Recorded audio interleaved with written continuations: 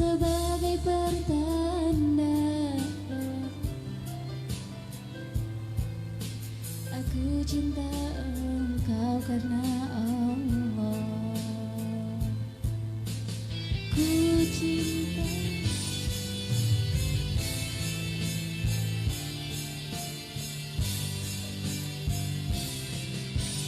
berharap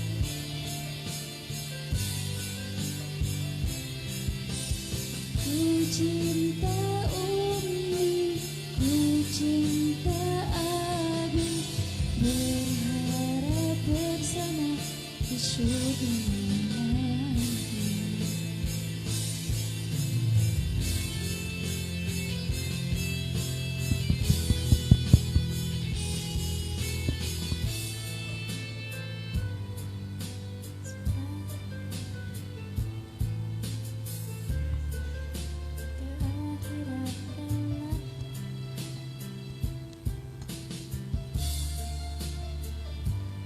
Bahwa kau sangat ku cinta, aku cinta engkau karena Allah.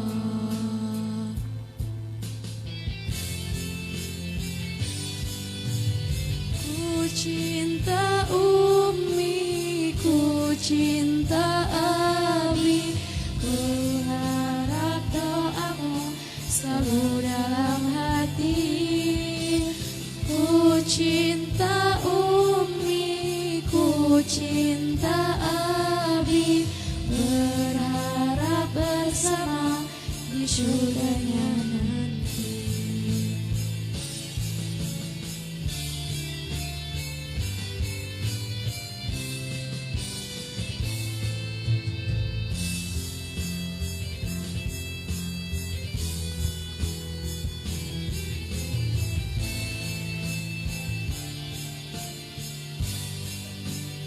Abi,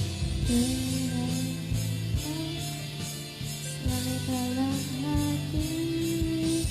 Ku cinta Umi, ku cinta Abi, berharap bersama di surganya nanti.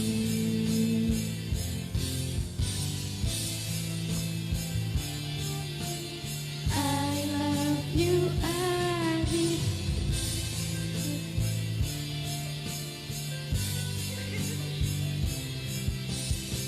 I love you, Umi. I love you, Abi. I love my family.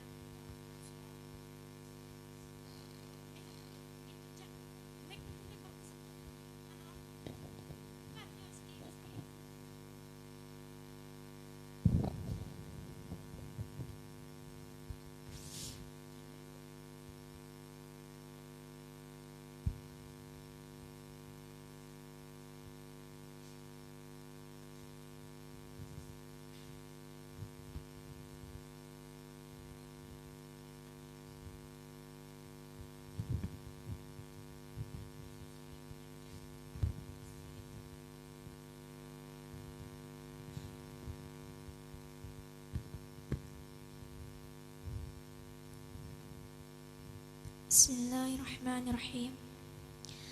Assalamualaikum warahmatullahi wabarakatuh.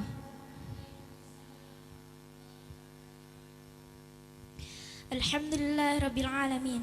Assalatu wassalamu ala asrafil anbiya'i wal mursalin Sayyidina Muhammadin wa ala alihi wa sahbihi ajma'in. Amma. Yang saya hormati pimpinan Pondok Pesantren Ma'had Husyakil Quran Abi Muhammad Suhud Al-Hafidh. Dan yang saya hormati Bunda Dede Nurfadidah. Dan yang saya hormati Mbak Salma. Dan yang saya cintai dan yang saya sayangi para santri Ahwat Mahat Usyakil Quran seperjuangan. Baiklah, saya Sri Mulyani selaku pembawa acara akan membacakan pembacaan Asmaul Husna. Acara yang ketiga yaitu pembacaan ayat suci Al-Quran beserta artinya. Acara yang keempat yaitu sholawatan. Acara yang kelima yaitu pidato. Acara yang keenam yaitu penyampaian materi tentang kesehatan gigi.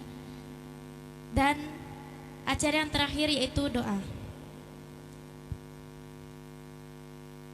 Baiklah, untuk mempersingkat waktu, langsung saja kita ke acara yang pertama, yaitu pembukaan.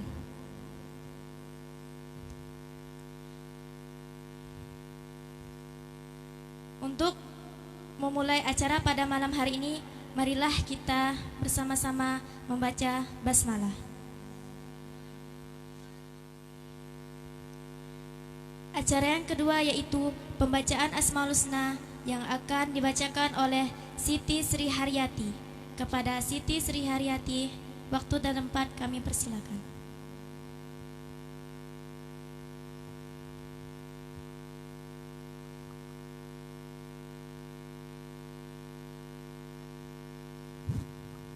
Assalamualaikum warahmatullahi wabarakatuh. Bismillahirrahmanirrahim. Nas'aluka ya man huwa Allahul ladzi la ilaha illa huwar rahmanur rahim al-malikul qudusus salamul mu'minul Azizul Jabbar Al-Mutakabirul Halikul Bari'ul Musawirul Ghaffar Al-Qaharul Wahabur Razak Fatahul Alim Al-Qabidul Basitul Hafid Ar-Rafi'ul Mu'izzul Mudillus Sami Basirul Hakamul Ad Al-Latiful Habir Al-Halimul Azim Al-Ghafurul Syakur Al-Aliyul Kabirul Hafizul Mukid Al-Hasibul Jalil Al-Karimul Raqibul Mujibul Wasi'ul Hakimul Wadudul Majidul Ba'isul Syahid Al-Haqqul Wakil Al-Qawiyul Matin Al-Waliyul Hamid Al-Muhsil Mu'ti'ul Mu'id Al-Muhyil Mu'mitul Hayyul Qayyum Al-Wajid Al-Majidul Wahidu Ahadu Samadu Qadirul Muqtadir Qadirul Mu'akhirul Awalul Akhir Al-Zahirul Batin Walil Muta'ali Barut Tawabul Muntakimu Afura Uful Malikul Mulki Zul Jalali Wal Ikram Al-Muqsid Al-Jami'ul Ghaniyul Mughniyul Mani'ud Dar Runafi'un Nurul Hadi Badi'ul Baqi Al-Warisu Rasidu Saburul Ladzi Laisa kamislihi Say'ullah wa Sami'ul Basir Allahumma salli afdal salati ala Nas'alul ma'lukatika Sayyidina Muhammadin wa ala alihi wa sahbihi wassalim ala damalumatika wa midada kalimatika kullaha zakaraka zakiluna wa rafa'na azikriyul ghafilun.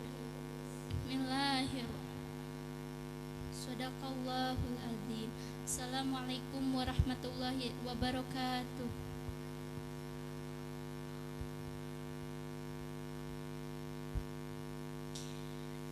Acara yang selanjutnya yaitu pembacaan ayat suci Al-Quran beserta artinya yang akan dibawakan oleh Nur Amalia Dinda dan Anissa Fathul Jannah. Kepada Nur Amalia dan Anissa Fathul Jannah, waktu dan tempat kami persilakan.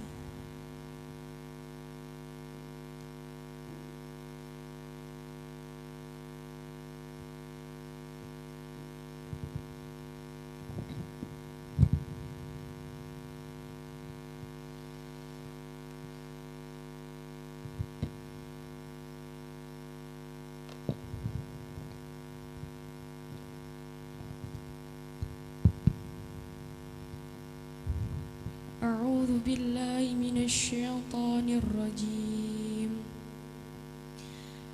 بسم الله الرحمن الرحيم سبح اسم ربك الأعلى الذي خلق فسوى والذي قدر فهدى والذي أخرج المرعى فجعله غثاء أحوى سنقرئك فلا تنسى إلا ما شاء الله إنه يعلم الجهر وما يخفى ونيسرك لليسرى فذكر إن نفعت الذكرى سيذكر من يخشى ويتجنبها الأشقى الذي يصلى النار الكبرى ثم لا يموت فيها ولا يحيا قد أفلح من تزكى وذكر اسم ربه فصلى بل تؤثرون الحياة الدنيا والآخرة خير وأبقى إن هذا لفي الصحف الأولى صحف إبراهيم وموسى. Aku berlindung dari godaan setan yang terkutuk dengan nama Allah yang Maha Pengasih lagi Maha Penyayang. Sucikanlah nama Tuhanmu yang Maha Hati Tinggi, yang menciptakan lalu menyempurnakan penciptaannya, yang menentukan kadar masing-masing dan memberi petunjuk, dan yang menumbuhkan rerumputan, lalu dijadikannya rumput-rumput itu kering kehitam-hitaman. Kami akan membacakan Al-Quran kepadamu Muhammad sehingga engkau tidak akan lupa, kecuali jika Allah menghendaki. Sungguh Dia mengetahui yang terang dan yang tersembunyi. Dan kami akan memudahkan bagimu ke jalan kemudahan mencapai kebahagiaan dunia dan akhirat. Oleh sebab itu, berikanlah peringatan, karena peringatan itu bermanfaat. Orang yang takut kepada Allah akan mendapatkan pelajaran, dan orang yang celaka kafir akan menjauhinya, yaitu orang yang akan memasuki api yang besar, neraka. Selanjutnya, dia di sana tidak mati dan tidak pula hidup. Sungguh beruntung orang yang mensucikan diri dengan beriman dan mengingat nama Tuhannya lalu dia sholat. Sedangkan kamu orang-orang kafir memilih kehidupan dunia, padahal kehidupan dunia akhirat itu lebih baik dan lebih kekal. Sesungguhnya ini terdapat dalam kitab-kitab yang terdahulu, yaitu kitab-kitab Ibrahim dan Musa. Maha benar Allah dengan segala firman-Nya. Wassalamualaikum warahmatullahi wabarakatuh.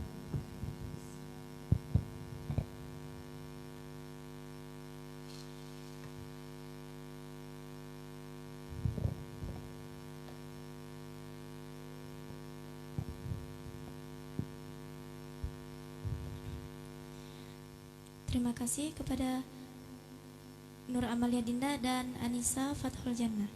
Acara selanjutnya yaitu selawatan yang akan dibawakan oleh Rodiah dan Anissa Nur Latifah. Kepada Rodiah dan Anissa Nur Latifah, waktu dan tempat kami persilakan.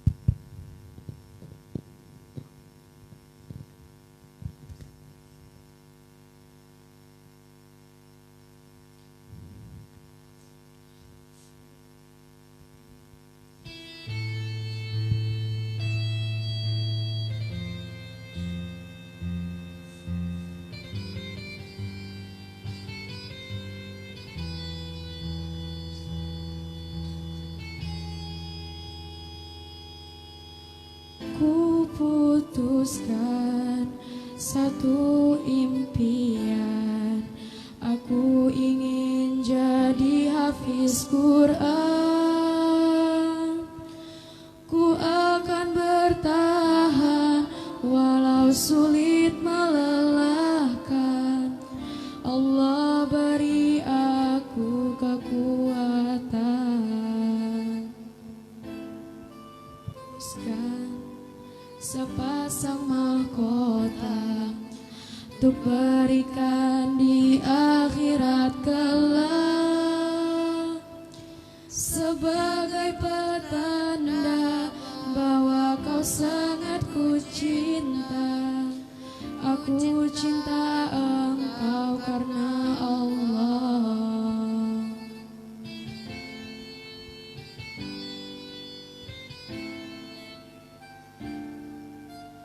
Ku cinta Abi, ku harap doamu selalu dalam hati.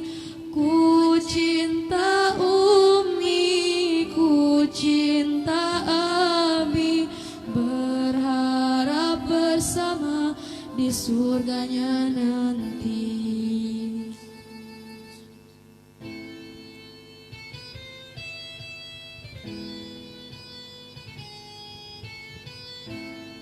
Putus sepasang mahkota untuk berikan di akhirat kelak, sebagai pertanda bahwa kau sangat ku cinta. Aku cinta engkau karena Allah.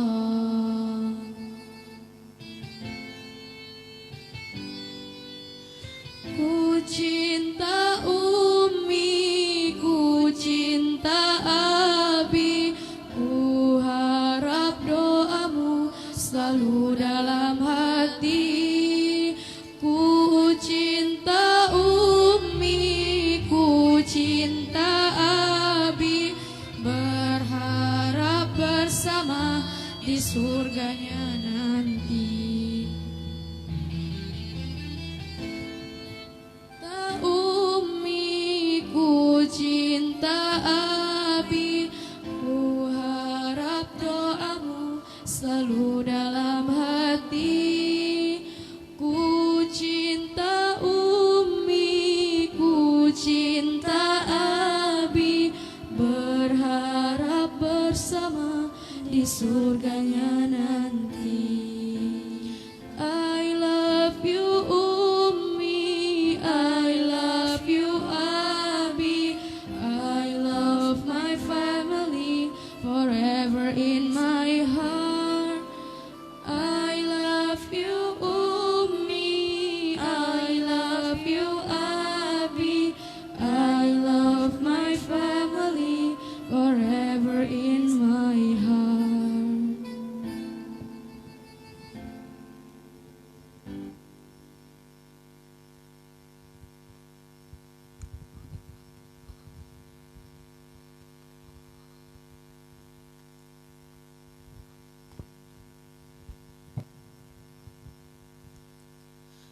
Assalamualaikum warahmatullahi wabarakatuh.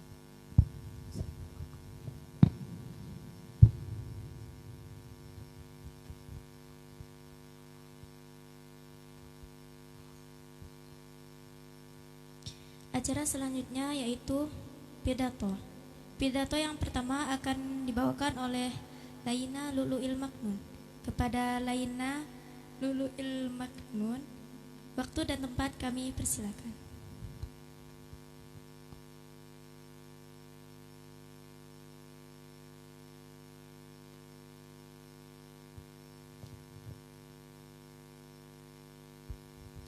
Assalamualaikum warahmatullahi wabarakatuh. Alhamdulillah, alhamdulillahi rabbil alamin, wabihi nasta'in ala umurid dunya waddin. Assalatu wassalamu ala asrafil anbiya'i wal mursalin, sayyidina wa maulana Muhammadin wa ala alihi wa sahbihi ajmain. Amma ba'd. Yang terhormat Kepala Ma'had Pesantren Ma'had Usyakil Quran Abi Muhammad Suhud Al-Hafid, yang kita tunggu-tunggu doa serta barokahnya. Yang terhormat Bunda Dedek Nur Faridah, yang kita tunggu-tunggu doa serta maulidu hasanahnya. Yang terhormat Mbak Salma yang telah datang hari ini, dan tak ketinggalan pula para teman-temanku semua senasib seperjuangan, seiman sekeyakinan yang saya cintai dan saya banggakan. Pertama-tama, marilah kita panjatkan puja dan puji syukur kehadirat ilahi Robbi, yang mana pada kesempatan malam hari ini kita bisa berkumpul, bermuajahah di majlis yang insya Allah penuh barok ini. Biqaulina Allah alhamdulillahi Robbil. Kedua kalinya, salawat beserta salam semua pada junjungan kita, Nabi Agung, Nabi besar, Nabi Muhammad sallallahu alaihi wasallam. Allahumma sholli ala Sayyidina Muhammad, Allahumma sholli ala Sayyidina Muhammad, Allahumma sholli alaihi wasallam. Berdirinya saya di sini, saya akan menyampaikan sedikit pidato yang berjudul Menjadi Wanita Solehah. Hadirin yang dirahmati Allah, dunia adalah sebuah perhiasan, dan sebaik-baik perhiasan adalah wanita solehah, sebagaimana hadis Nabi. An Abdillah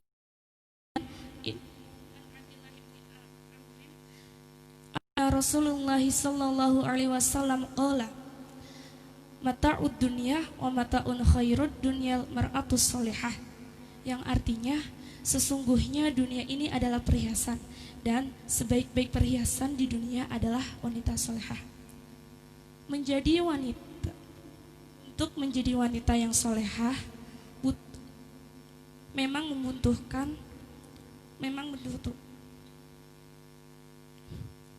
seorang wanita yang ingin menjadi solehah memang harus memupukkan semua sikap-sikapnya.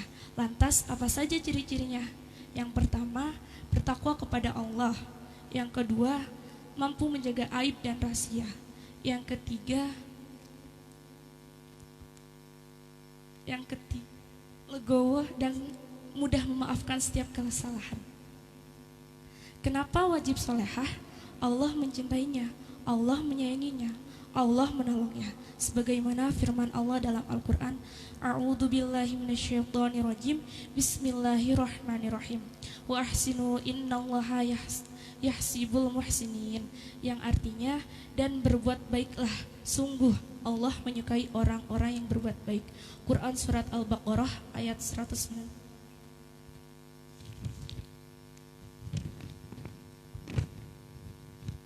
Berarti tidak sekedar tahu, berawal dari mengalami, tidak seperti tong kosong yang nyaring bunyinya, tidak seperti air beriak, tanda tak dalam, namun menjadi orang yang melakukan dan mengamalkan apa yang diketahui, bukan palsu atau abal-abal, asli dan bukan KW, bukan hanya kulit atau permukaan. Mungkin menjadi wanita solehah bermula dari kegelisahan. Tidak mungkin instan, seakan besi yang ditimpa dengan bara api hingga menjadi keris yang tajam. Sebenarnya, yang kita nikmati dalam hidup ini adalah proses. Kenapa proses? Karena yang bernilai dalam hidup ini adalah proses, bukan hasil. Adapun hasil, Allah yang menentukan. Apa yang terjadi jika Allah mengabulkan semua doa tanpa proses darinya? Kita harus melewati proses demi proses yang terjadi kepada kita, agar kebaikan demi kebaikan menempel dalam diri kita. Percayalah, Allah tak akan memberikan ujian di luar kemampuan kita. Oleh karena itu, marilah kita nikmati setiap proses darinya, hingga Dia berkalam bahwa kita sudah berhasil. Kita pun siap menerima perkara-perkara ajaib yang Allah berikan kepada kita. Ingat, semua butuh proses. Mau cantik butuh proses, mau hafidz butuh proses, mau solehah juga butuh proses. So, keep learning. Sekian yang bisa dapat saya sampaikan. Kurang lebihnya saya mohon maaf. Wallahul muwafiq ila aqwamit thoriq. Assalamualaikum warahmatullahi wabarakatuh.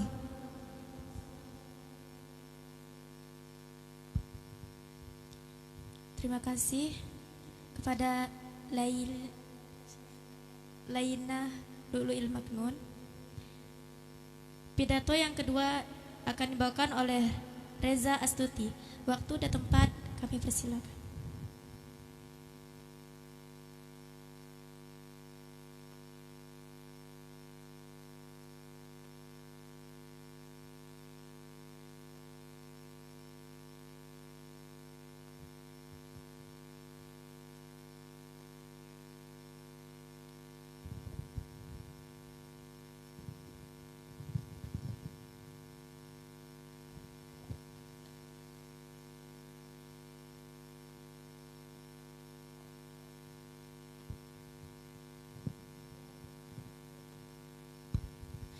Bismillahirrahmanirrahim.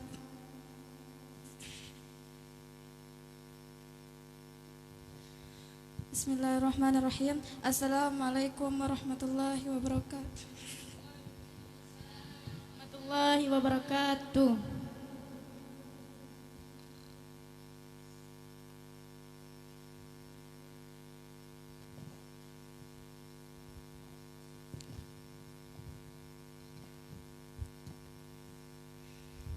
Alhamdulillahirrabbilalamin. Wassalatu wassalamu ala asrafil anbiya'i wal mursalin Sayyidina Muhammadin wa ala alihi wa sahbihi ajma'in. Amma ba'du. Pertama-tama marilah kita panjatkan puji dan syukur kita kehadirat Allah Subhanahu wa taala yang mana telah melimpahkan rahmatnya kepada kita semua sehingga kita dapat berkumpul di majelis muhadarah yang insyaallah diberkahi ini. Amin. Amin ya rabbal alamin. Tak lupa salawat serta salam kita hanturkan kepada junjungan besar Nabi kita, Nabi Muhammad sallallahu alaihi wasallam yang telah berjasa membawa ajaran Islam dari zaman kegelapan hingga zaman yang terang benderang seperti saat ini. Yang saya hormati pimpinan Pondok Ma'had Usyakil Quran Abi Muhammad Suhud Al-Hafiz dan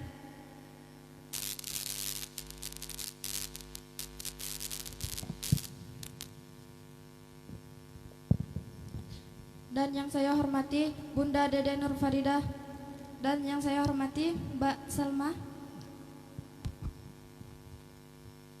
Berdirinya saya di sini untuk menyampaikan pidato yang bertema atur dan rapikanlah waktumu.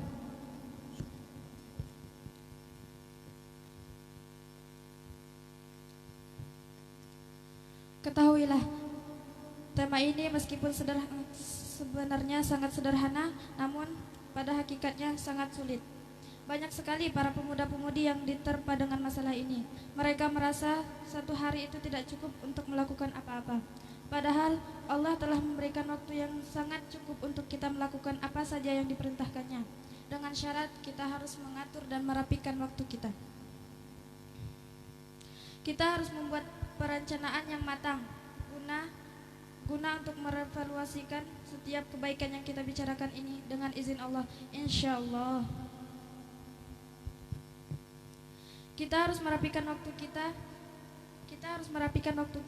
Ada waktu untuk ke masjid, ada waktu untuk belajar, serta ada waktu untuk membaca Al-Quran, membaca buku-buku agama atau buku-buku umum lainnya, dan ada waktu untuk silaturahmi dan lain sebagainya. Kita juga harus mengetahui apa yang akan kita lakukan pada setiap harinya, apa yang akan kita lakukan untuk besok hari, apa yang akan kita lakukan untuk beberapa hari, bulan, bahkan tahun yang akan datang. Maka dari itu tentukanlah tujuan dan target kita seperti kita menghafal Al-Quran. Kita harus mempunyai target kapan kita akan khatam, pada bulan berapa atau pada tahun berapa kita akan mungkin. Semua itu perlu target. Maka susunlah prioritas aktivitas yang akan kita lakukan atau yang ingin kita kerjakan, dan jangan sekali-sekali kita menundanya. Dan di samping itu, buatlah waktu untuk mengevaluasi, mengoreksi, meluruskan dan memperbaiki jadwal program dan aktivitas kita sesuai dengan kebutuhan. Dan mintalah petunjuk kepada orang-orang yang lebih dulu menempuh jalan hidup yang hakiki, dan mintalah saran kepada orang-orang yang bergelut dengan dakwah dalam bekerja di bidang spesialisasi pekerjaan dan lain sebagainya. Mulailah dari titik finish orang lain dan jangan pernah malu untuk bertanya, sebab obat bagi orang yang tidak tahu adalah bertanya. Jadi jangan pernah merasa sia-sia jika jadwal aktivitas dan aturan yang kita buat tidak berjalan sesuai alur atau bisa disebut gagal. Karena setiap manusia akan mengalami kegagalan dan keberhasilan. Akan tetapi pelajarilah dari kesalahan-kesalahan yang pernah kita buat dan mulailah lagi. Insya Allah, Allah akan senantiasa bersama kita dan Allah sama sekali tidak akan mengurangi pahala amal perbuatan kita. Ingat dan pahamilah bahwa modal pertama bagi kita adalah usia. Maka berhati-hatilah jika usiamu telah berlalu dalam kelalaian. Jangan biarkan semua menjadi seperti itu. Namun tetap berwaspadalah sebab yang berlalu tidak akan terulang kembali. Mintalah pertolongan kepada Allah dan jangan merasa lemah. Ingatlah jika kita telah mengetuk pintu Sang Maha Pengasih untuk meminta pertolongan, niscaya Dia tidak akan menyia-nyiakan kita. Namun Dia akan membukakan pintu-pintu kebaikan, rahmat kepada kita semua, membimbing kita ke jalan keselamatan, serta menunjukkan kita menuju kebenaran dan kebahagiaan. Allah Subhanahu wa taala berfirman, walladzina jahadu fina lanahdiyannahum subulana wa innallaha lama'al muhsinin. Dan orang-orang yang berjihad untuk mencari keridhaan kami, benar-benar akan kami tunjukkan kepada mereka jalan-jalan kami, dan sesungguhnya Allah benar-benar berserta orang yang berbuat baik. Al-Ankabut ayat 69. Janganlah engkau sibuk dengan hal-hal yang bersifat picisan dan perkara-perkara yang bersifat rendahan.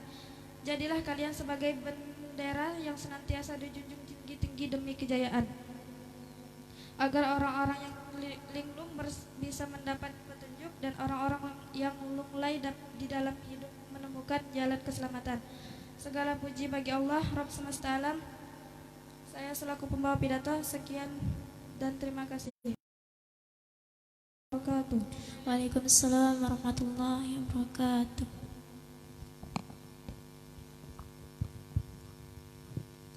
Terima kasih kepada Reza Astuti. Acara selanjutnya yaitu penyampaian materi tentang kesehatan gigi yang akan dibawakan oleh Mbak Salma. Kepada Mbak Salma, waktu dan tempat kami persilakan.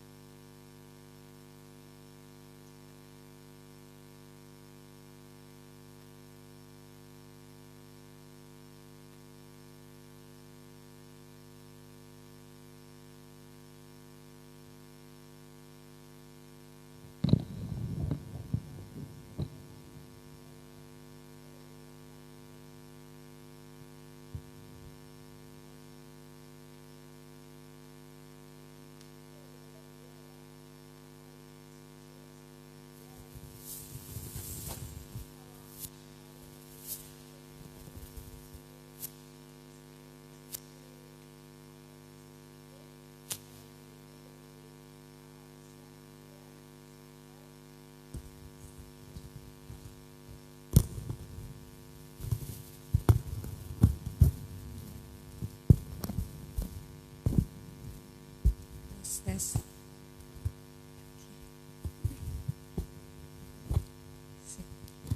jadi tadi kalau gigi susu itu mulai tumbuhnya sekitar usia 6 bulan sampai kira-kira 6 sampai 7 tahun.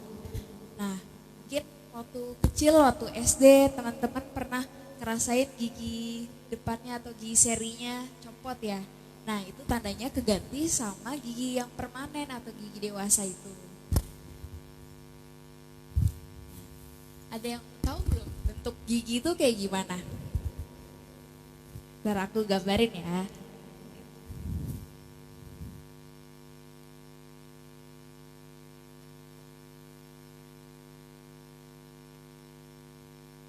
Bentar.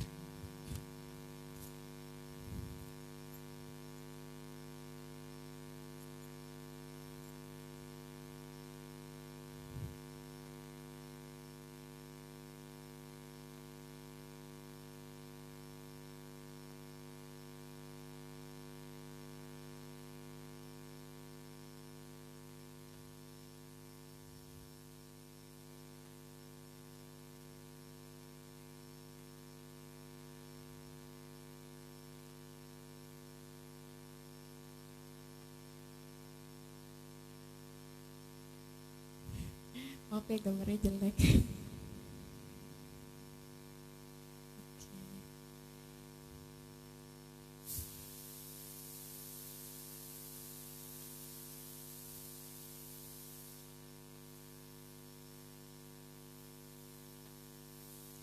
Nah, jadi ini gigi ya.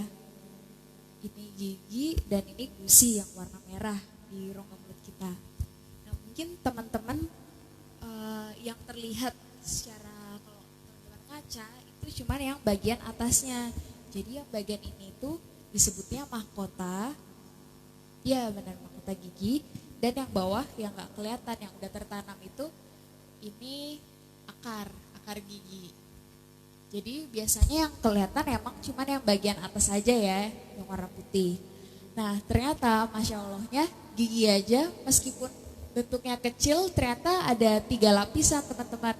Yang pertama itu disebutnya email gigi. Terus yang bagian lapisan keduanya disebutnya dentin.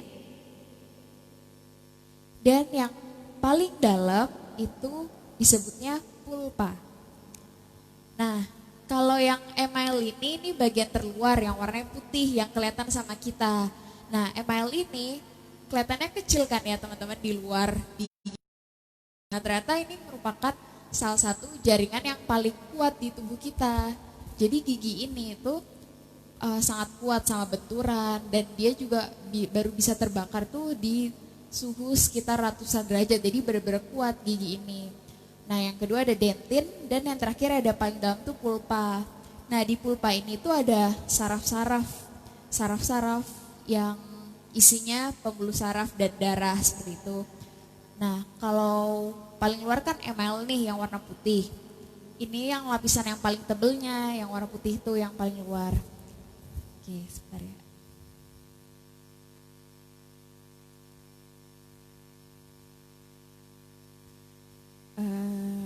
Oke. Nah, mungkin salah satu penyakit yang paling sering itu kan gigi berlubang nih ya. Kalian tahu nggak kenapa gigi bisa berlubang? Masih belum tahu ya. Nah, jadi mungkin sering ya teman-teman dengar kayak kita nggak boleh makan makanan yang manis sering, nanti bikin gigi berlubang. Mungkin tuh benar, cuman memang kurang tepat. Boleh kok kita makan makanan manis asalkan jangan lupa tetap sikat gigi. Nah, jadi kenapa kita bisa gigi berlubang? Karena itu sisa-sisa makanan yang menempel pada gigi. Jadi kalau misalkan makanan yang enggak, sisa makanan yang masih menempel pada gigi itu lama-kelamaan menjadi asam.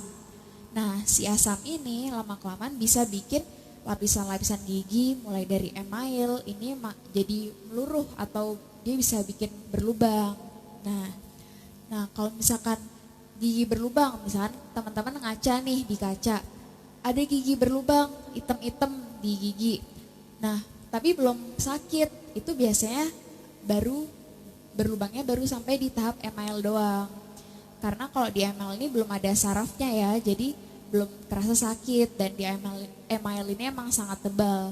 Tapi ketika misalkan ini lubangnya ya, misalkan lubangnya semakin dalam, akhirnya sampai dentin, sampai lapisan yang keduanya, ini mungkin mulai ngerasa ngilu karena ini udah cukup dekat sama sarafnya.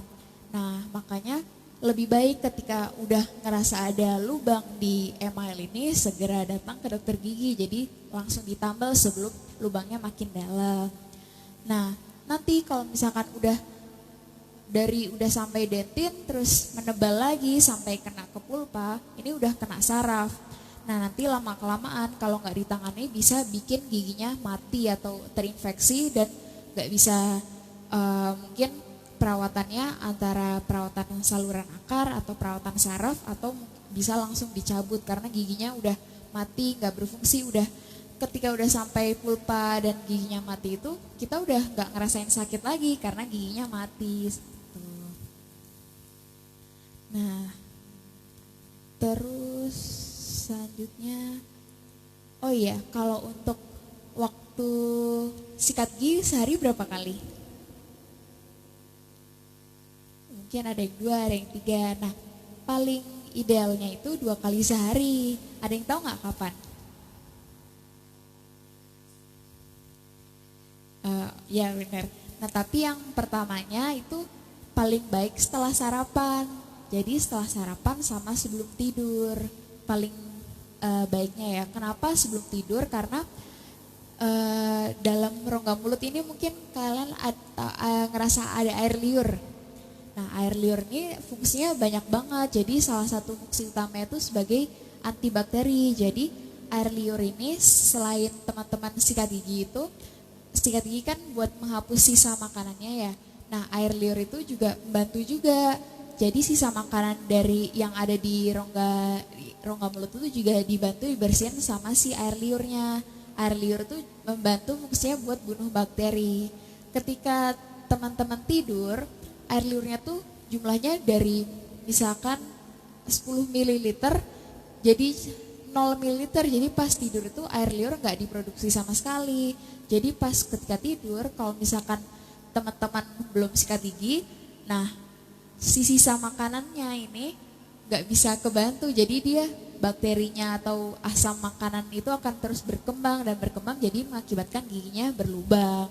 Makanya penting banget teman-teman kalau sebelum tidur itu harus sikat gigi. Dan juga kalau setelah sarapan, mungkin kan dari sarapan itu kan aktivitas kita banyak sekali ya. Jadi mungkin kalau misalkan kita sikat giginya sebelum sarapan kan ada sisa makan dari sarapan nih. Kemudian waktu untuk sikat gigi selanjutnya kan cenderung lama. Jadi perkembangan bakterinya juga akan lebih cepat. Makanya sebaiknya itu setelah sarapan sama sebelum tidur. Kalau lebih dari itu juga boleh, cuman minimal berarti 2 kali sehari, yaitu setelah sarapan sama sebelum tidur. Terus selanjutnya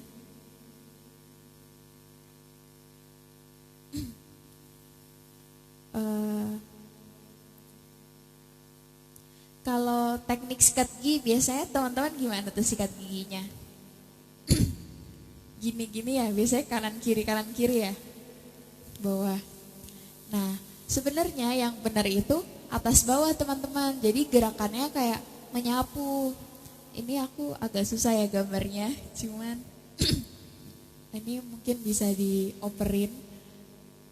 Jadi gerakannya seperti menyapu. Misalkan ini gigi, ini misalkan gigi yang atas ya. Ini kan gigi, terus gusi sama bawahnya udah yang gigi bawah. Berarti harus misalkan ini sikat gigi harus menyapu ke atas terus ke bawah. Seperti itu teman-teman. Jadi kadang kan yang bagiannya tuh suka nempel makanan ya, ada plak gitu. Jadi kalau misalkan kanan kiri aja nggak kena dong yang deket busnya itu ya, yang deket akarnya. Jadi harus kayak atas bawah seperti itu. Kayak gerakan menyapu sih disebutnya biasanya. Oke, terus apa lagi ya? Ada yang mau ditanyain nggak? Ya, karang gigi ya. Nah, karang gigi itu sebenarnya salah satu proses dari ketika kita makan itu ada sisa makanan yang udah aku bilang tadi. Nah, lama-kelamaan si makanan itu membentuk asam. Nah, dari asam itu dia kira kebentuklah plak atau karang gigi itu. Jadi itu sebenarnya emang penyebab kalau akibat dari kalau kita jarang sikat gigi atau enggak mungkin sikat giginya kurang tepat gitu. Oke.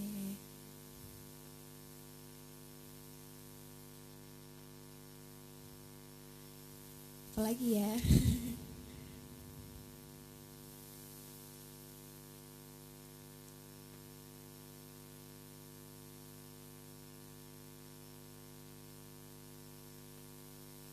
Ada lagi mau tanyain? Iya boleh.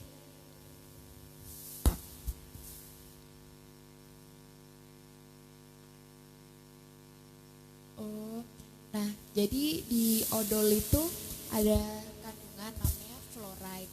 Nah emang sebenarnya malah misalkan ini pasta gigi, sikat gigi ya.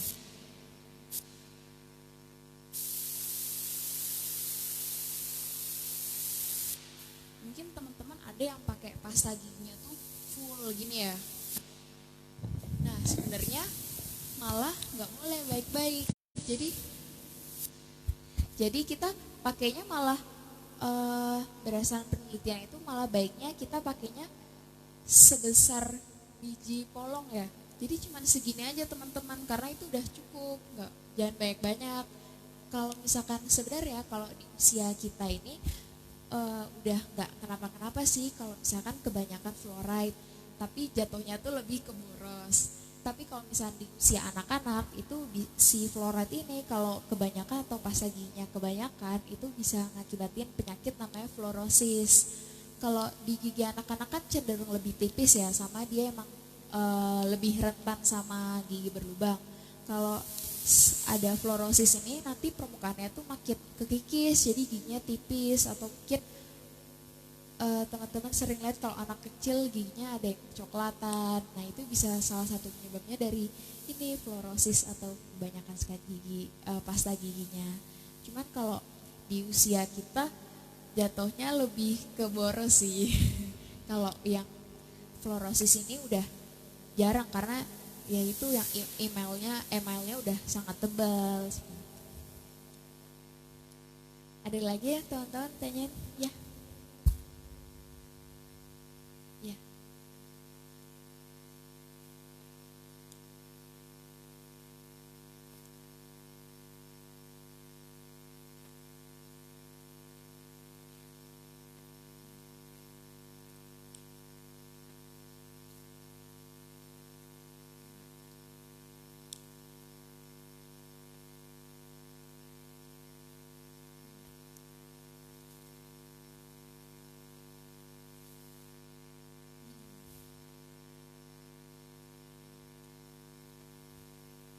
Kalau saya sendiri yang saya baca jadi sikat gigi benar tadi, jadi setelah kita sikat gigi itu sebaiknya kita diamin dulu tapi paling 10 detik 20 detik ya, kalau 1 menit mungkin agak kelamaan, jadi supaya si bahan-bahan bagusnya dari pasta giginya itu meresap dulu ke gigi baru kita kumur atau kita ludahin kayak gitu sih gitu. Tapi emang bagusnya gitu, cuman kalau buru-buru kan kadang suka kelupaan ya. Jadi nggak apa-apa sih. Biasanya kalau yang kita diemin itu lebih ke buat orang-orang yang giginya sensitif karena si pasta giginya ini yang sebagai obatnya gitu sih. Oke deh, ada yang mau ditanyain lagi nggak? Ya. Ya nggak apa-apa.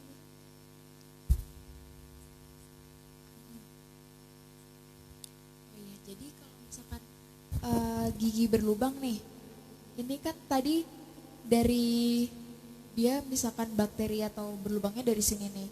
Nah, dia bisa makin dalamnya ke sini, terus sampai di akar. Nah, di akar ini tuh ada dia nggak benar-benar tertutup, ada celah kecil banget. Nah, kalau misalkan udah semakin parah, emang si bakterinya tuh bisa langsung kena ke gusinya, jadi bikin gusinya bengkak kayak gitu. Berarti itu kayak udah yang tahap parahnya gitu kalau udah gusinya membengkak. Oke. Ada yang mau tanya lagi? Ya boleh.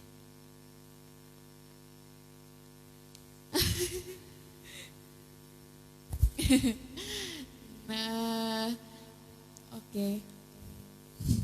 Kalau itu kurang tahu sih. Sebenarnya mungkin kalau di iklan-iklan atau dari mana gitu, ciri gigi yang sehat itu gigi putih kayak gitu ya.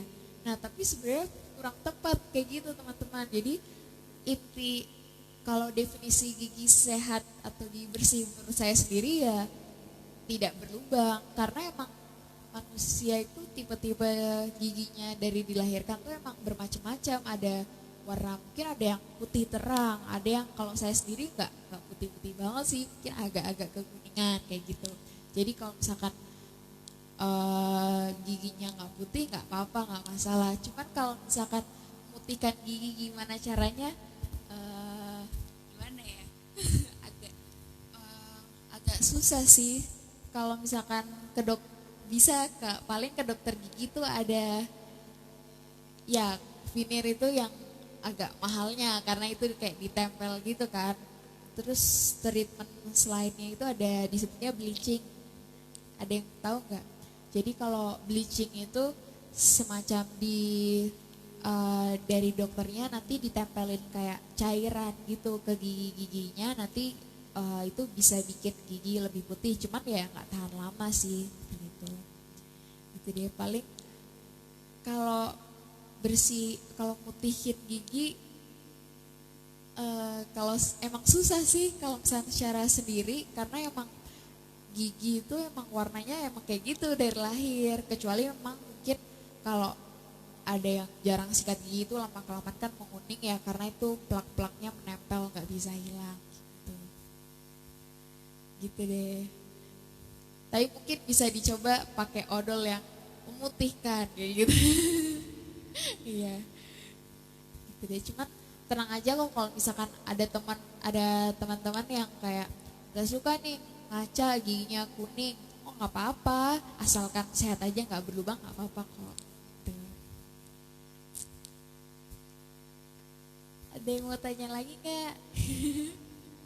Ya. Behel ya. Nah sebenarnya kalau behel itu emang tujuan utamanya merapikan gigi kan. Itu emang bagus sih, tapi emang lebih utamain ke teman-teman yang ke orang-orang yang giginya emang berantakan dari lahir. Dan nah balik lagi sih sebenarnya ke topik yang gigi berlubang. Gigi berlubang tuh faktor yang pengaruhinya banyak tuh. Yang utama itu kan dari makanan ya. Nah yang kedua tuh dari giginya sendiri. Jadi ada yang orang yang lahir giginya berantakan kayak tabrak-tabrakan kayak gitu. Nah kalau giginya susunannya nggak rapi itu kan susah ya sikat giginya. Nah itu bisa bikin kita susah sikat giginya, jadi kayak sisa makanannya nggak berhasil kita sikat, itu bikin gigi berlubang. Nah kalau misalkan ada yang kayak gitu, tentunya kan merugikan kita ya. Nah lebih baik emang dipasang behel supaya giginya jadi rapi, jadi lurus. Cuman emang pemasangan behel ini itu beda-beda tergantung kondisi giginya. Ada yang kayak masangnya prosesnya bertahun-tahun, ada yang mungkin cuma setahun udah rapi kayak gitu. Lagi ke gigi orangnya. Cuman kalau misalkan di usia-usia pertumbuhan itu ngerapinya justru lebih cepat karena emang giginya masih aktif. Cuman kalau pertumbuhannya masih aktif. Cuman kalau misalkan udah usia dewasa, udah 3-40-an tahun ke atas itu kan pertumbuhan tulang dan giginya tuh sudah melambat. Jadi kalau misalnya dipasang behel di usia segitu, perawatannya cenderung lebih lama ya. Tapi tenang aja, waktu itu aku pernah lagi kuliah gitu kan, habis itu dosennya itu emang spesialis ortodonti yang ngurus behel ini. Habis itu dosennya cerita, saya punya nih pasien paling tua usia 70 tahun. Terus pada, oh iya dok, iya ibu saya sendiri kayak gitu. emang tetap masih bisa, cuman emang progresnya mungkin jangka waktunya beda-beda gitu deh. Sama paling kalau behel emang kita harus ngerawat giginya ekstra, karena kan kalau behel kan kawat-kawat gitu lebih banyak sangkutan makanannya kan, jadi makanan-makanan tuh cenderung lebih gampang nyangkutnya di gigi gitu. Jadi kalau misalnya pakai behel emang harus ekstra lagi perawatannya, ngebersihin giginya. Biasanya emang ada sikat gigi behel khusus. Gitu deh. Jelek banget gambarnya. Ada lagi nggak yang tanyain? Ya boleh. Gak apa, nanya aja yang banyak.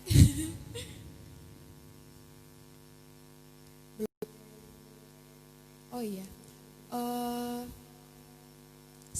kalau misalkan umurnya usianya berapa? 16 ya. Yang sebelah mana giginya? Oh, gigi geraham. Sebaiknya kalau ada yang sisa gigi susu itu langsung dicabut sih, karena emang mending dicabut aja, karena emang kan harusnya fungsinya udah diganti nih sama yang permanen, jadi gigi susunya itu udah gak berguna lagi sebenarnya kalau di rongga mulut. Jadi kalau misalkan ada kan usianya 16 tahun ya, berarti sebenarnya gigi permanennya udah tumbuh semua. Kalau misalkan ada gigi susu di usia misalkan 6 tahun atau 7 tahun yang masih ada gigi di rongga mulut, itu bisa nyebabin gigi permanennya itu tumbuhnya bertabrakan. Jadi emang kalau misalkan ada gigi susu itu sebaiknya dicabut aja sih. Gitu deh. Gigi geraham. Nah itu seringnya tuh penyebabnya karena gigi geraham tuh kan paling belakang nih. Jadi susah dijangkau karena sikat giginya kadang emang jadi lebih susah nyikatnya, jadi kurang bersih kayak gitu. Kalau aku sendiri juga kayak gitu, kalau misalkan dicek bener-bener sama temen aku gitu ya pakai kaca mulut, plak atau plak-plak yang ada di gigi belakang tuh cenderung lebih banyak, karena emang tipe mulut orang beda-beda ya. Mungkin kalau aku susah buat mangap lebar, bersihin yang di belakang kayak gitu. Jadi emang pesan aku buat adik-adik, jadi kalau sikat gigi bener-bener yang belakang tuh lebih keras gitu deh, supaya plak atau sisa makanannya keangkat gitu. Emang benar sih kalau geraham. Oh iya, nah itu benang gigi atau floss ya. Nah kalau floss itu macam-macam sih tipenya sekarang. Kalau ada yang kayak benang doang gitu ya, panjang. Kalau aku sendiri pakainya yang ada gagangnya, tahu nggak? Jadi dia udah ada satu satuan gitu, ada gagangnya pendek-pendek. Iya. Nah sebenarnya emang paling bagus selain kita sikat gigi pakai benang gigi itu floss, karena kadang kita sikat gigi aja masih ada yang nyangkut makanannya.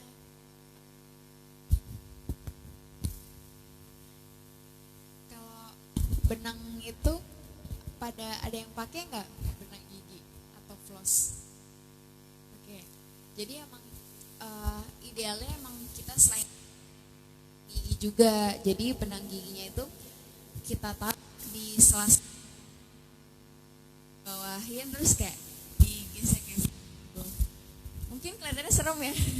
Tapi kalau aku pakainya yang udah ada gagangnya, jadi lebih gampang. Bentar, aku tunjukin.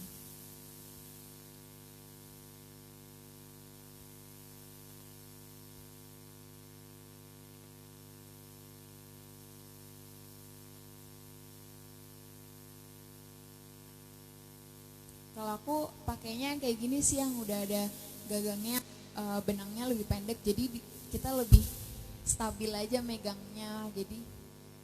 Jadi kayak di sela-sela dipegang gagangnya, terus dari yang paling bawah digesek-gesek sampai atas. Tapi emang bener loh teman-teman, karena aku ngerasain kayak aku udah sikat gigi nih, udah ngerasa bersih, tapi setelah sikat gigi aku pakai floss atau benang gigi ini, loh kok masih ada yang sisa, karena emang sikat gigi floss kan lebih tipis ya, jadi benar-benar bisa lebih ngangkat ke sela-selanya, bisa lebih dapet gitu. Emang bagusnya kita selain sikat gigi pakai floss juga. Cuman emang kalau di orang Indonesia itu emang jarang ya, masih jarang kebiasaan itu dilakuin sehari-hari di Indonesia. Oke, tapi ada yang itu nggak ada yang takut nggak gigi? Nggak. Bagus. Biasanya yang takut tuh kan dengar suara burnya itu ya, dokter gigi itu ngilu. Tapi nggak apa-apa sih sebenarnya. Karena emangnya ini aku bilang gigi ini tuh yang paling tebel email ya. Ini tuh tebel banget jaraknya dari email sampai yang ke dalam.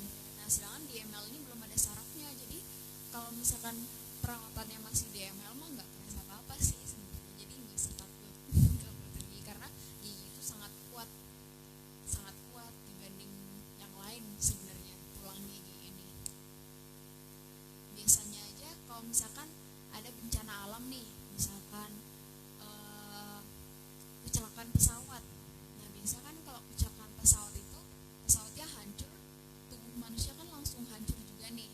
Nah, tapi kan biasanya polisi mengidentifikasi korban-korbannya kan. Nah iya, biasanya yang tersisa itu malah gigi, karena gigi itu saking kuatnya jadi dia nggak hancur. Jadi si korban ini diidentifikasinya dari gigi, karena emang sangat kuat gitu. Asalkan kita merawatnya dengan benar. Karena sangat kuat tapi mudah berlubang juga kalau kita merawatnya nggak benar.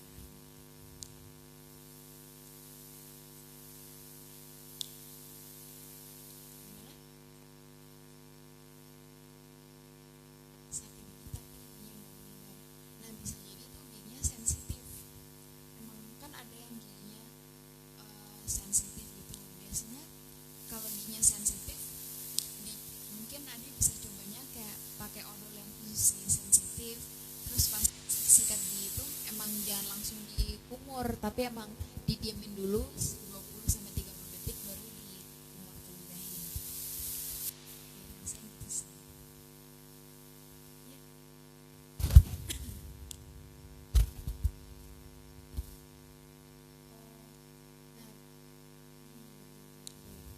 Nah, biasanya itu bisa jadi biasanya kalau kayak gitu mungkin emang asalnya dari gigi berlubang, yang gigi berlubangnya nggak kelihatan, atau enggak sisa makanannya itu dia nggak nempel di gigi tapi dia masuk ke dalam gusi. Jadi gusi itu juga nggak merekat erat. Ini gusi ya kan, mungkin kalau kita ngeliat tuh nempel banget ya sama rongga mulut kita. Nah, tapi sebenarnya kalau pakai alat gergakan gitu dia masih ada celahnya. Bisa jadi si makanan ini masuk gitu ke celahnya itu, terus akhirnya tumbuhlah jadi bakteri, akhirnya bikin radang gitu. Jadi emang pas sikat gigi itu emang ya itu kayak tadi gerakan tadi atas bawah supaya yang gusinya tuh juga ikut dibersihin. Ada lagi nggak tanyain, mumpung bisa nanya-nanya banyak. Iya, gratis konsultasi nih. Kalau aku kan udah tahu ya kemarin, aku kan emang udah lulus nih kuliahnya, jadi selanjutnya emang koas di rumah sakit di 4. Tapi emang karena keadaannya corona gini belum tahu kan mulainya kapan. Nah, nanti mungkin kalau aku udah koas, teman-teman bisa jadi pasien aku nanti di rumah sakit. Bisa kok, nanti perawatannya paling kayak bersihin karang gigi atau enggak nambal, bisa kok insya Allah.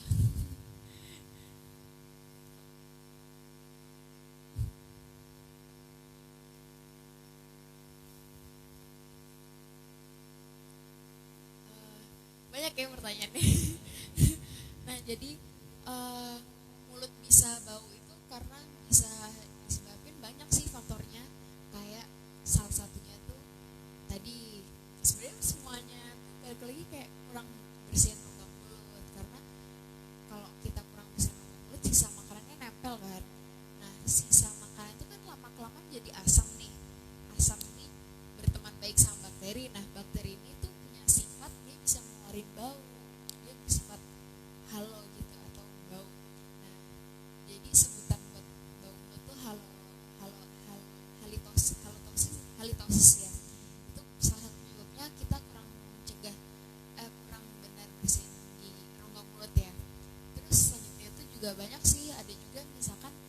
mungkin ada teman-teman yang mah atau punya gangguan pencernaan gitu. Kalau misalnya mah itu kan asam lambung ya. Nah asam lambung itu dia bisa naik nih ke rongga mulut. Nah si asamnya itu bikin bau tuh. Bisa juga banyak, kalau bau mulut tuh banyak sih faktornya. Terus misalkan air liur, misalkan produksinya air liurnya sedikit itu bisa bikin bau mulut. Nah kayak aku bilang tadi kan pas kita tidur air liurnya tuh produksinya nol kan ya. Nah makanya pas kita bangun mungkin ngerasa mulutnya bau kayak gitu kan. Nah, itu emang normal karena emang pas kita tidur si air liurnya ini yang bikin, yang istilahnya membasahi mulut kita atau enggak yang menetralisir si asamnya itu nggak diproduksi pas kita tidur, makanya pas kita bangun mungkin bau mulut kayak gitu. Oke. Ada lagi yang mau tanya enggak? Ya, Bang. kalau kalau aku pas, boleh kok pertanyaannya. Pas koas nanti gratis kok, tenang aja. Cuman kalau behel itu beda lagi, nggak bisa saya. Kalau behel harus ke spesialis. Tapi aku ada nanti pas koas itu ada sih perawatan behel, semacam behel tapi dia, kalau behel kan kayak nempel gini ya. Kalau aku ada yang bisa pasang yang lepas pasang gitu, tapi fungsinya kayak mirip. Cuman kalau yang lepas pasang itu buat kasus-kasus yang lebih ringan aja gitu.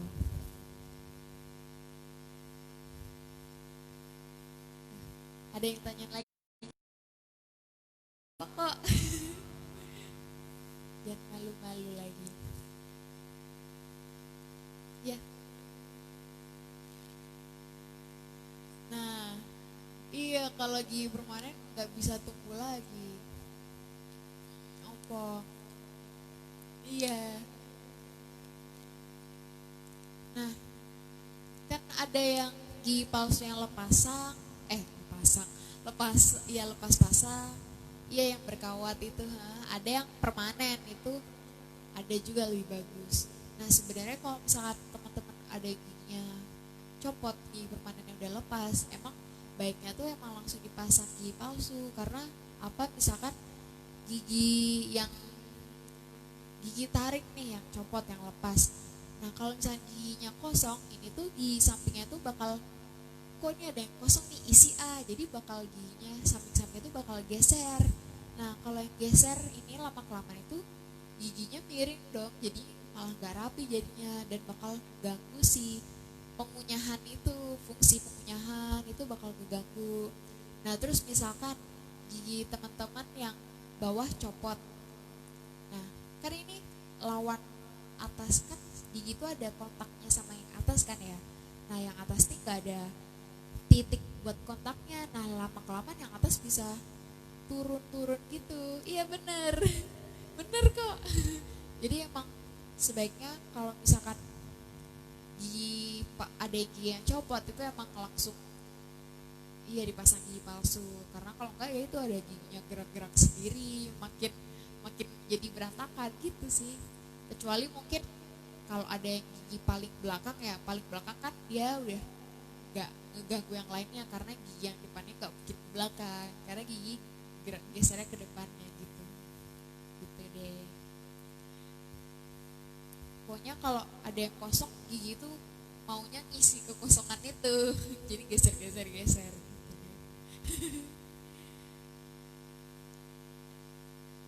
Ya.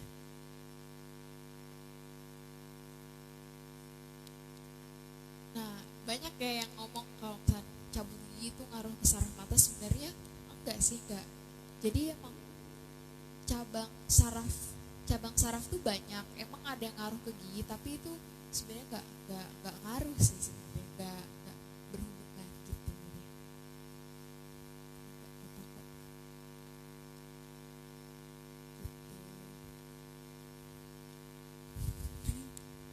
Nanti jadi pasien aku ya.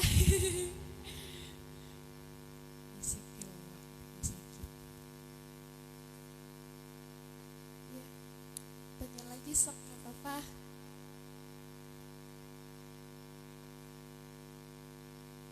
sekali cabut ya? Bisa, bisa. Bisa kok. Tergantung ngeliat kondisi giginya. Biasanya teman-teman gigi yang paling belakangnya udah tumbuh belum? Gigi molar molar ketiganya. Jadi gigi itu gigi geraham itu paling tiap sisinya ada 3 harusnya ya. 1, 2, 3. Nah biasanya yang paling belakang itu tumbuhnya beragam sih, tapi emang biasanya di umur sekarang ini tumbuh tahun 16, 17. Tapi aku sendiri baru sekarang tumbuhnya. Jadi emang gigi paling belakang itu yang paling terakhir dan waktu tumbuhnya tuh beragam. Ada yang dosen aku sendiri ada yang di paling belakang itu belum tumbuh, yang beda-beda banget. Nah gigi yang paling belakang ini tuh tumbuhnya tuh emang aneh. Kalau aku sendiri waktu itu giginya agak miring, jadi bikin sakit dan harus dicabut. Nah biasanya orang teman aku sendiri ada yang langsung empat-empatnya langsung dicabut, jadi yang kanan atas, kiri atas, bawah atas, kanan bawah gitu langsung dicabut, karena emang gigi paling belakang itu sih dia emang bukan fungsinya bukan pengunyahan lagi, jadi kayak fungsinya tuh gak banyak, jadi mending langsung dicabut aja gitu. Ada yang langsung empat-empatnya dicabut.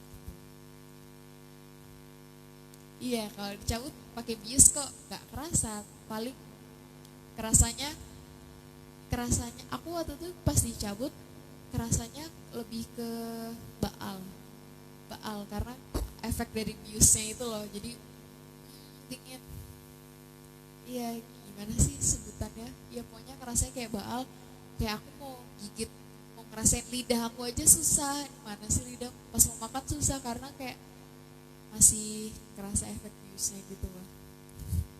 Tapi jadi nggak kerasa sakit masih cabut, padahal tuh kayak berdarah-darah kan, tapi nggak sakit sama sekali gitu. Kalau cabut mah nggak sakit sih, karena bius lokal doang giginya gitu. Tapi emang kalau teman aku yang cabut 4 itu, dia itu sih rawat inap, jadi kayak karena emang banyak gitu kali ya, karena mungkin ngeluarin darah banyak, jadi emang harus dirawat inap, nggak tahu juga deh.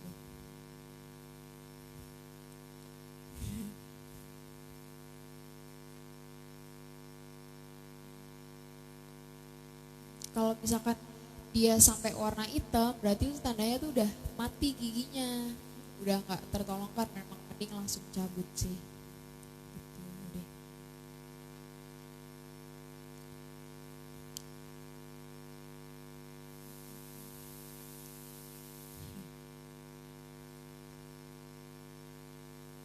Ayo apalagi, banyak kan pasti pertanyaannya. Apalagi aja.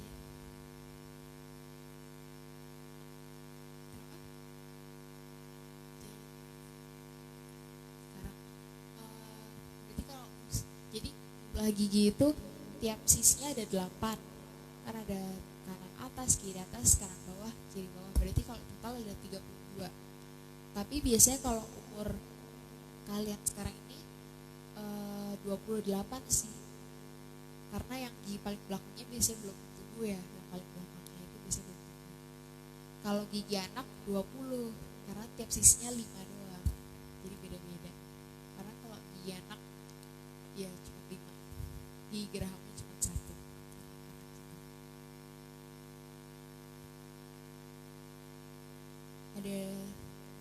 Ada 3, tapi biasanya kalau sekarang baru 2 ya tuh. Jadi sebutannya, jadi kalau yang depan gigi seri bisa gigi tarik, gigi geraham. Kalau dalam dokter gigi disebutnya yang depan tuh iksisal, ada iksisal tengah. Iksisal tengah itu yang paling depan ada 2 ini, sama sampingnya itu iksisal kedua. Habis ada gigi tarik disebutnya kanit, ada premolar 1, premolar 2, sama ada molar 1, molar 2, molar 3. Pokoknya yang paling gede itu molar, tapi yang sebelumnya lebih depannya lagi itu premolar, sama yang tarik kanit. Lanjut. Tuh. 2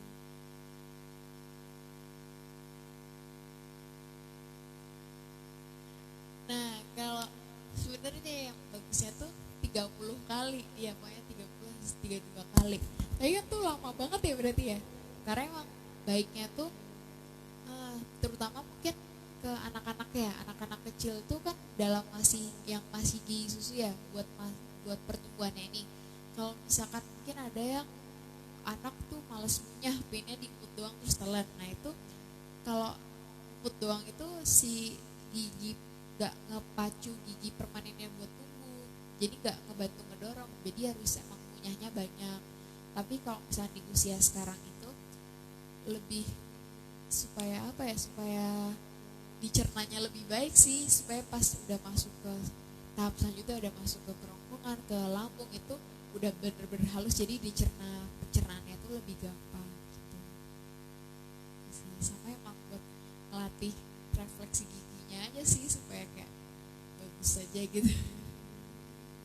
Karena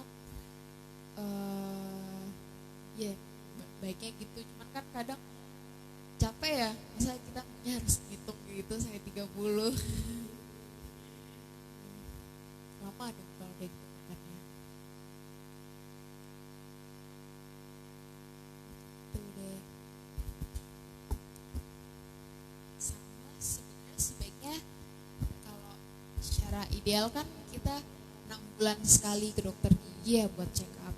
Cuman aku sendiri waktu terakhir dokter gigi buat ceritanya mau bersihin karang gigi nih, kan sebersih-bersihnya kita sikat gigi itu biasanya tetap ada aja yang kayak kuning plak yang susah dibersihin, yang udah menempel gitu kan. Nah itu emang sebenarnya karang gigi emang harus dicabut dibersihin gitu kan.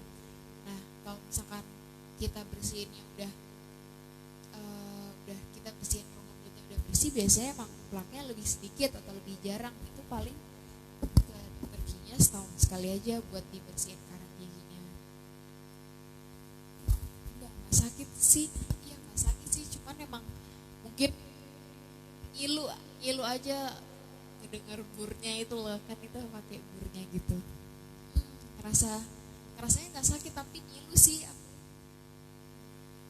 Makanya emang kayak harus rajin aja sih supaya nggak, kalau udah nempel banyak itu kan lebih banyak lagi plaknya. Sama paling misalkan gigi nih ya kayak gini. Nah terus udah ini ceritanya bagian luarnya ya, bagian luarnya gigi ya. Misalkan ada plaknya itu udah banyak gitu ya di sini. Ini udah plak gitu. Mungkin ngerasanya pas udah plaknya keangkat itu, kok gigi aku jadi sensitif, dikit-dikit ngilu. Nah itu bisa jadi karena plaknya tebal itu, jadi selama ini tuh kayak nutupin kengiluan ini. Jadi setelah dibuka giginya kan lebih ke expose nih, lebih ke expose sama sarafnya, jadi mungkin kerasa lebih ngilu itu. Dan itu emang kayak wajar, normal aja sih, jadi nggak khawatir kalau misalkan setelah bersihin karang gigi kok ngerasa ngilu gitu.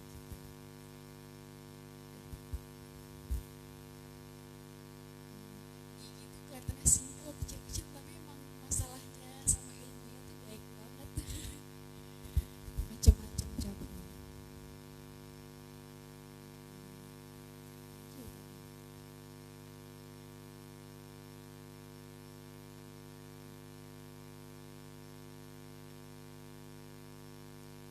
Sebenarnya yang tadi aku bilang, kita bebas aja sih sebenarnya mau makan apa aja, mau makan manis, mau makan asam.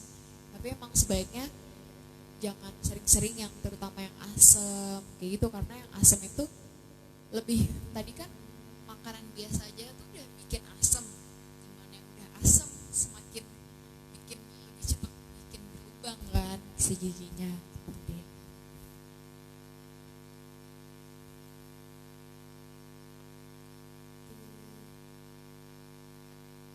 Sebenarnya kalau misalnya teman-teman rajin sikat giginya tuh bakal jarang buat berlubang, karena ya itu tadi si lapisan ini sebenarnya tebel banget loh, jadi dia emang berlubang aja itu prosesnya lama banget, sampai teman-teman sakit berlubang itu sebenarnya lama.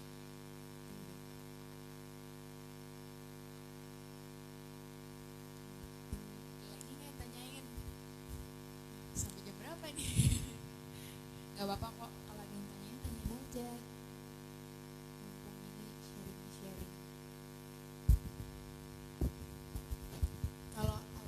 Aktivitasnya apa lagi?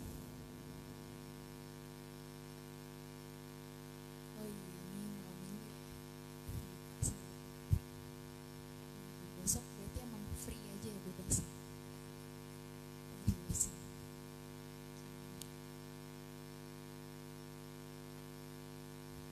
Dia nih nggak ditanya lagi. Masa sih? Ntar pikiran loh.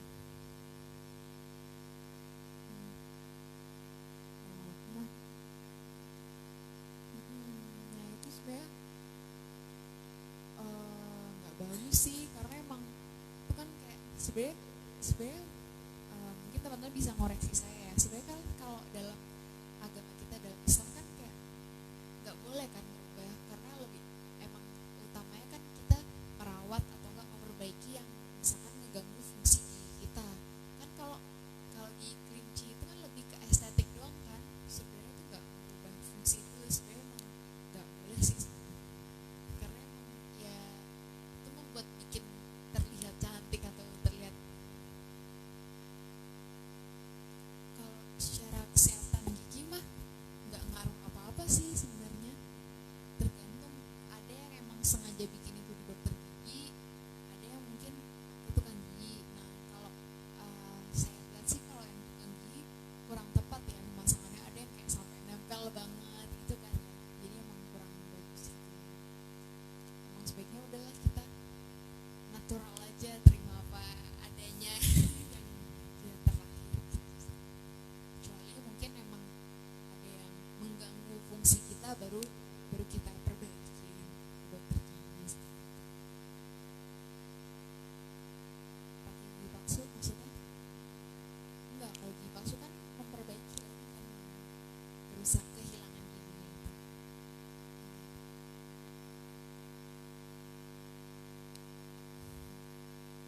Oh iya, sebenarnya teknik menyikat gigi itu banyak sih, cuman kalau aku sendiri yang aku terapkan yang tadi yang kayak menyapu. Nah kalau misalkan mungkin ada kalian sering dengar nyikat gigi itu bulat-bulat gitu ya. Nah itu sebenarnya lebih buat anak-anak sih, karena anak-anak tuh kan giginya kecil, dan gigi anak tuh kalau aku lihat kan aku punya banyak sampel gigi nih.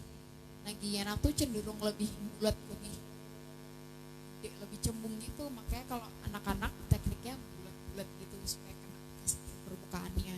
Cuman kalau kita udah gigi permanen, mending yang tadi aja kayak gerakan menyapu gitu, atas bawah, atau enggak gini dulu terus setiap giginya baru yang atas bawah gitu. Jadi kalau anak kecil bulat-bulat.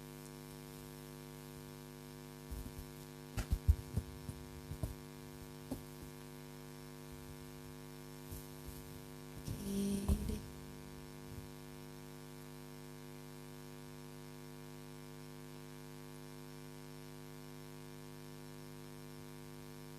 Apa lagi ya? Iya paling kalau email ini jadi warnanya putih ya paling luar. Nah terus dentin ini warnanya kuning. Jadi mungkin kalau misalkan teman-teman misalkan giginya itu udah menguning, itu bisa jadi itu udah kikis dan udah sampai ke permukaan dentinnya gitu loh. Bisa jadi itu salah satunya juga. Iya bentuknya gitu. Beda-beda sih sebenarnya, kan ada sorry kan ada gigi seri, ada gigi taring, ada gigi geraham. Kalau aduh aku nggak bagus gambarnya. Kalau misalnya gigi seri kan kayak gini ya, gini gitu, ini akarnya ceritanya. Terus kalau gigi taring itu kan kayak cenderung lebih runcing gini giginya. Iya, soalnya kan tiap gigi fungsinya beda-beda. Kalau misalkan gigi seri itu buat memotong. Kalau gigi mau jelek banget ya gambarnya. Kalau gigi taring itu kayak merobek, sama kalau gigi geraham itu buat mengunyahnya gitu. Jadi memang fungsi semuanya punya fungsi penting masing-masing sih.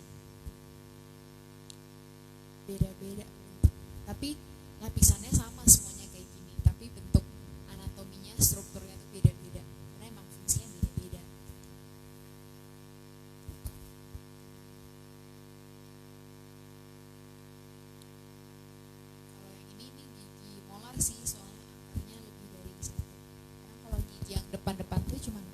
satu gini doang akarnya. Kalau ini ada dua. Karena dia semakin besar semakin harus lebih kuat kan nempelnya, jadi ada dua akarnya.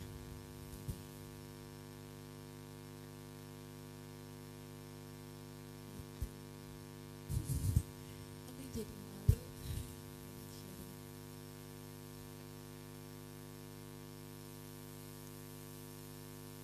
Jadi tadi berapa kali teman-teman sikat gigi? 5 kali, kapan aja? Betul, betul.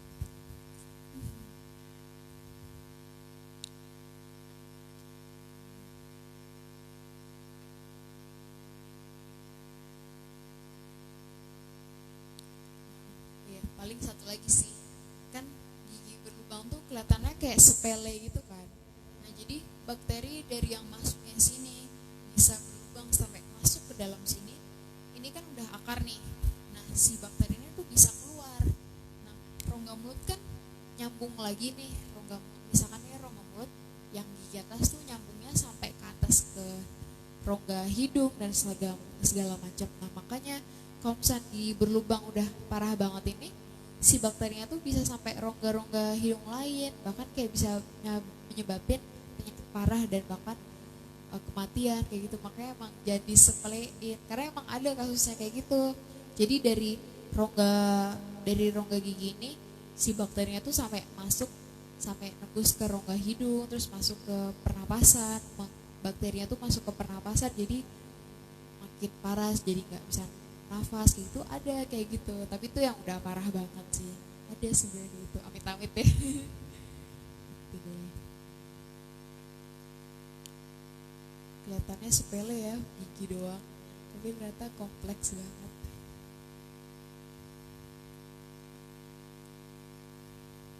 Udah nih, takut kecapean dengernya gigi terus. Oke.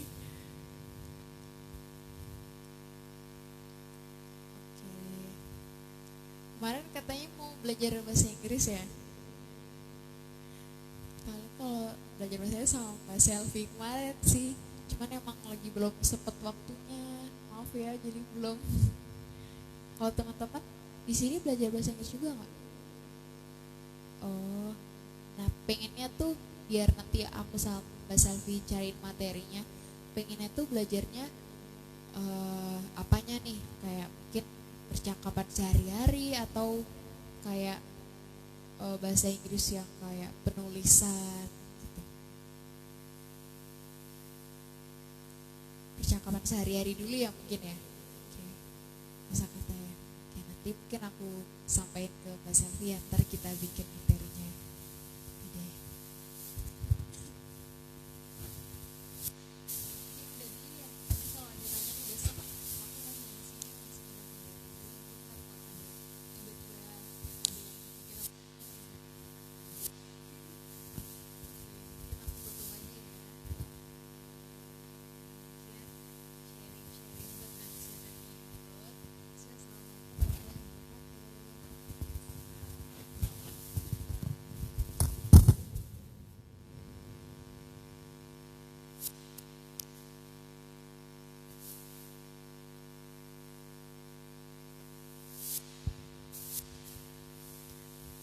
Terima kasih kepada Mbak Salma, sharing-sharingnya semoga bermanfaat untuk kita semua.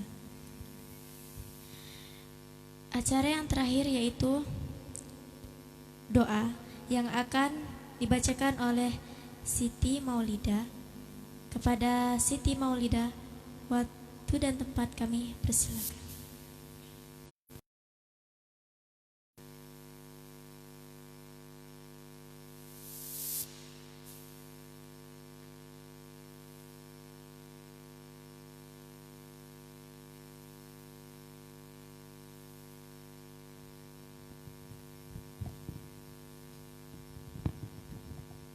Assalamualaikum warahmatullahi wabarakatuh.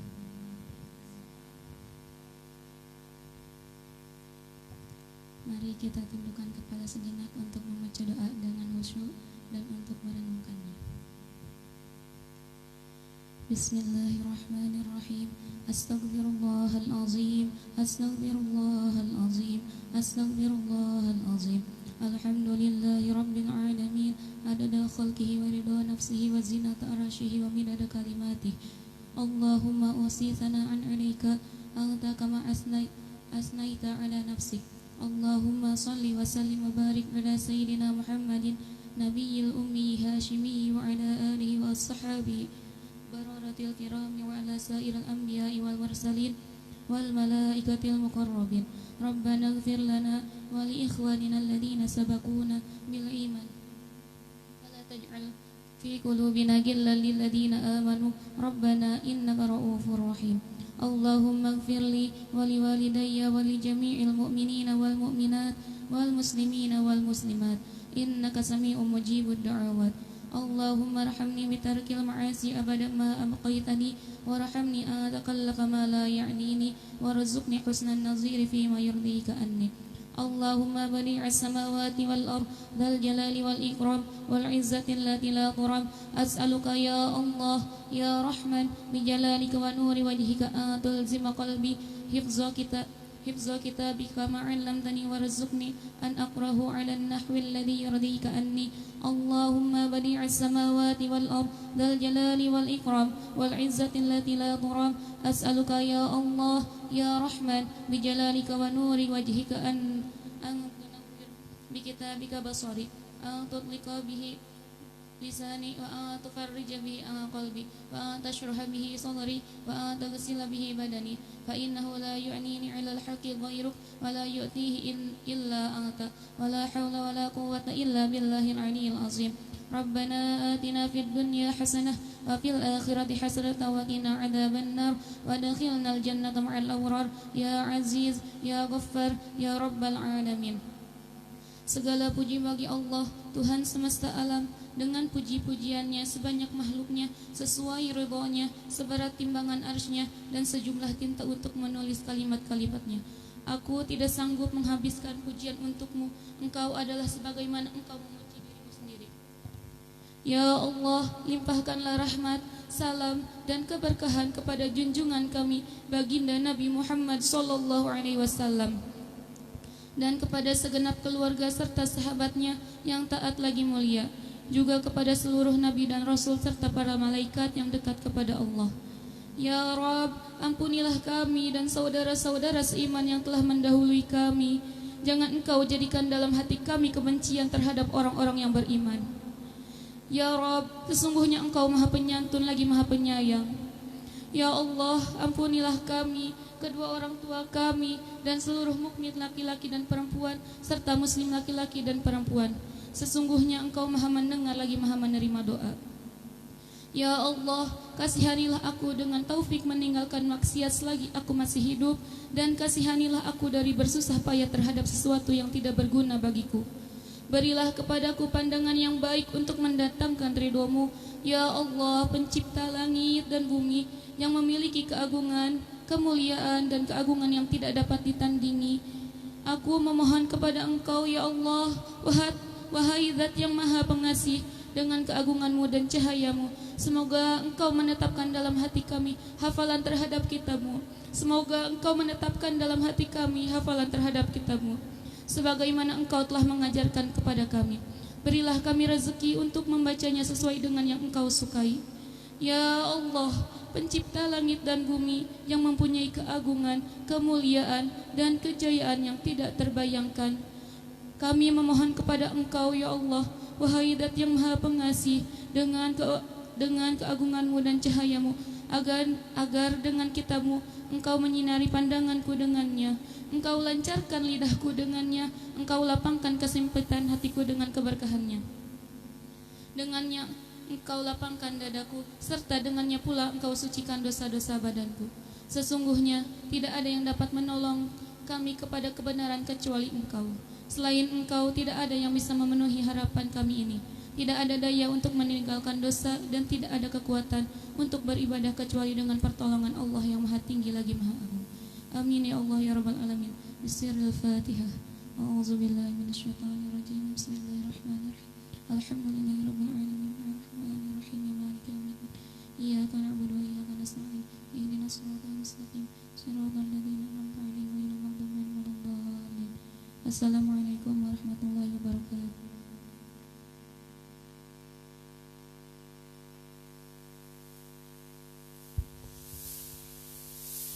Terima kasih kepada Siti Maulida. Untuk mengakhiri acara pada malam hari ini, marilah kita bersama-sama mengucapkan hamdalah. Saya selaku pembawa acara pada malam hari ini mengucapkan mohon maaf apabila ada kata-kata yang salah, dan segala kekurangan datangnya pada diri saya sendiri, dan segala kelebihannya datang dari Allah Subhanahu wa taala. Wabillahi taufiq wal hidayah. Assalamualaikum warahmatullahi wabarakatuh.